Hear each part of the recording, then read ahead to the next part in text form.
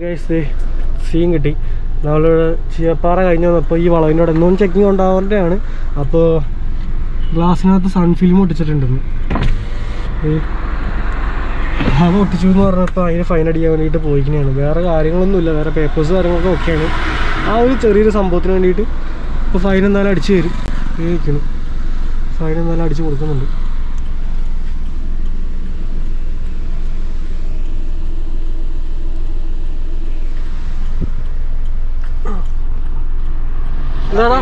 Trophy കിട്ടിയാ?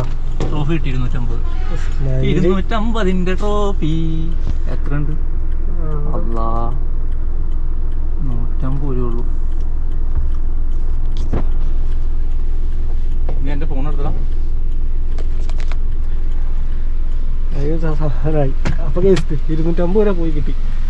എന്റെ പൊന്നു, ഇമാരെയൊക്കെ സമ്മതിക്കണം.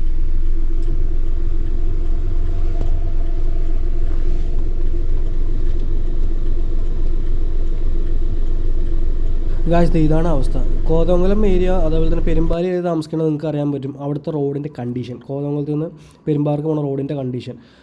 അമ്മായി റോഡൊക്കെ കടന്നിട്ട് ഇതേപോലെ ചെറിയൊരു കാര്യങ്ങൾക്ക് പോലും അവർ കണ്ണടയ്ക്കാതെ അതിനെ പിടിച്ച് ഫൈൻ അടിച്ചുകൊണ്ടിരിക്കുക. അവർ കഴിഞ്ഞൊരു വീഡിയോ പറഞ്ഞ കണക്ക് 50 എണ്ണം അവർക്ക് ടാർജറ്റ് ഉണ്ട്. 50 ടാർജറ്റ് തയ്ക്കണം ഡെയിലി.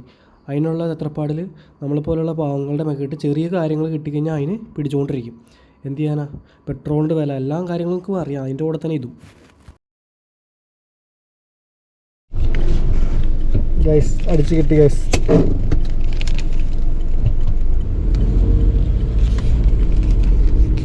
$250. ഗൈസ് ഇത് അടുത്ത ചെക്കിങ്.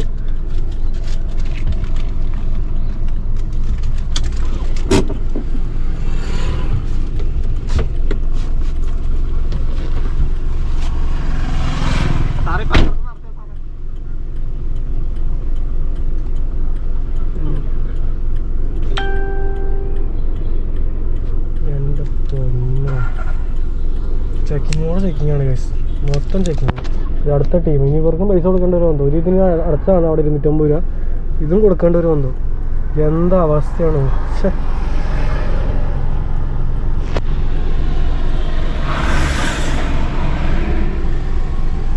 ഗൈസ് മൂന്നാറോ എന്നവരൊക്കെ നോക്കുക. അത്യാവശ്യം ഈ ദിവസങ്ങളിൽ നല്ല രീതിയിൽ ചെക്കിങ് ഉണ്ട്. ഗൈസ് ഇൻഷുറൻസ് ഉള്ള വണ്ടിക്ക് ഇൻഷുറൻസ് ഇല്ല എന്നാണ് പുള്ളി പറയുന്നത്. അപ്പോൾ തന്നെ പേപ്പർ എടുത്ത് കാണിച്ചു കൊടുത്തു. വണ്ടി പുള്ളി നമ്പർ അടിച്ച് നോക്കിയപ്പോൾ ഇൻഷുറൻസ് ഇല്ല എന്ന് പറയണേ.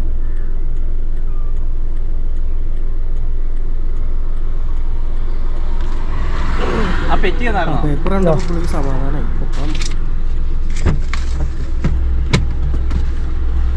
പക്ഷെ ഇവിടെ കൊടുക്കേണ്ടത് ഈ മൂഞ്ചേന, ഇവിടെ കൊടുക്കേണ്ടത് മൂഞ്ചേന.